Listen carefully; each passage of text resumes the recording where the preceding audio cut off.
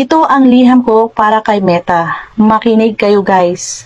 Dear Meta, alam mo ba nang dahil sa pakulo mo, Meta, nilagyan mo ng monetization tools ang nananahimik naming profile Facebook. Alam mo ba nang dahil sa Reels, yung iba naging assuming na nagla-live lang nang naglalakad, naging vlogger na agad.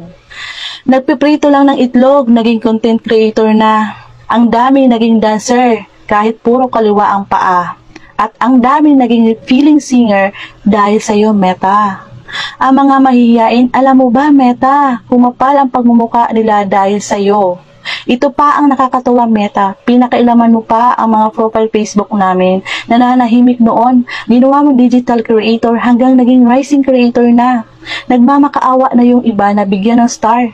Nagagalit pa pag di ni-like yung post nila. Ipiin ka pa talaga na i-heart o i-like yung post nila. Anong virus ito, Meta, na pinasok mo sa utak ng mga tao?